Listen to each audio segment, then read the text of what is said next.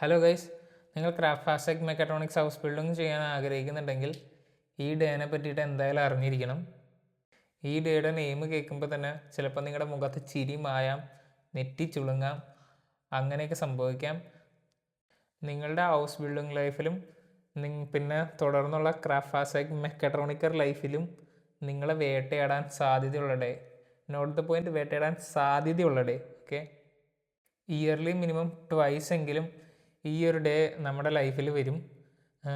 Minimum twice, may be several times. അങ്ങനെയും ഈ ഡേക്ക് ഒരു പ്രത്യേകതയുണ്ട്. ആൻഡ് ഈ ഡേ ആണ് റേഡ വെക്സൽ ടാഗ്. സിമ്പിളായിട്ട് പറഞ്ഞാൽ ടയർ ചേഞ്ചിങ് ഡേ എന്നൊക്കെ പറയാം.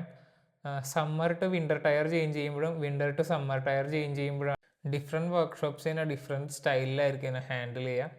ഞങ്ങളുടെ വർക്ക്ഷോപ്പിൽ എങ്ങനെയാണെന്ന് ഞാൻ പറയാം. ഒരു അസുബി, ഒരു ഗസലർ അല്ലെങ്കിൽ 2 അസുബീസ്, 3rd ഇയറോ 4th ഇയറോ ഒക്കെ ആണെങ്കിൽ 2 അസുബീസ്. ആ ഡേ എന്താണെന്ന് വെച്ച് കഴിഞ്ഞാൽ നമ്മൾ ഫുള്ള് ടയർ ചേഞ്ചിങ് മാത്രമായിരിക്കും ചെയ്യുക. കാലത്ത് 8 മണി തൊട്ട് വൈകിട്ട് 5 മണി വരെ, അതായത് ടോട്ടൽ 4 hours. അതിൻ്റെ അകത്ത് 12 to 1 ബ്രേക്ക് ഉണ്ടാവും. അപ്പോൾ ആ ടൈം ഫുള്ള് നമുക്ക് ടയർ ചേഞ്ചിങ് ആയിരിക്കും. ഇന്ന് എനിക്ക് ടയർ ചേഞ്ചിങ് ഡേ ആയിരുന്നു. ആൻഡ് ഞാൻ ഇന്നൊരു 20 കാറിൻ്റെ ടയർ, ഞാനും എൻ്റെ ഒരു ഫ്രണ്ടും കൂടി, പ്രോബബ്ലി 20 to 22 ടെർമിൻസാണ് നമുക്ക് മാക്സിമം വരിക ഈ ഒരു ദിവസം. ആൻഡ് നമ്മൾ എന്താ ചേഞ്ച് ചെയ്യേണ്ടതെന്ന് വെച്ച് കഴിഞ്ഞാൽ വിൻ്റർ ടയറിന് സമ്മർ ടയറിലോട്ടാക്കാം, അല്ലെങ്കിൽ സമ്മർ ടയർ ടു വിൻ്റർ, അതെന്താണോ ആ സീസൺ അനുസരിച്ച്. പിന്നെ വണ്ടിയുടെ അകത്ത് കുറച്ച് ചെക്ക് ലിസ്റ്റൊക്കെ ഉണ്ടാകും, അതൊക്കെ ടിക്ക് ചെയ്യുക. പിന്നെ ചില സമയത്ത് ചില ആളുകൾക്ക് സീസൺ ചെക്ക് വേണമെന്ന് പറയും, ആ സീസൺ ചെക്ക് ചെയ്യുക, അതിന് വേറെ ചെക്ക് ലിസ്റ്റ് ഉണ്ടാവും, അതൊക്കെ ഫില്ല് ചെയ്യുക. ആൻഡ് ടോട്ടലി നമുക്ക് ഈ ടയർ ചേഞ്ച് ചെയ്യാനായിട്ട് ഒരു വണ്ടിക്ക് നമ്മൾ 20 minutes ആണ് പറയുന്നത്.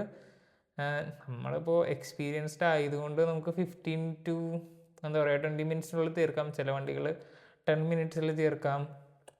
ആ ഡിപ്പെൻസ് അപ്പോൺ ദി വണ്ടിയുടെ സൈസ്, ടയറിൻ്റെ വെയിറ്റ്, വീൽ നട്ടിൻ്റെ എണ്ണം, അതിനെയൊക്കെ ഡിപ്പെൻഡ് ചെയ്തിരിക്കും. അഴിക്കണ സമയത്ത് വീൽ നട്ട് റൗണ്ടായി പോവേ അല്ലെങ്കിൽ അങ്ങനെ എന്തെങ്കിലുമൊക്കെ സംഭവിച്ചു കഴിഞ്ഞാൽ ഇതിൻ്റെ ഡ്യൂറേഷൻ കൂടും.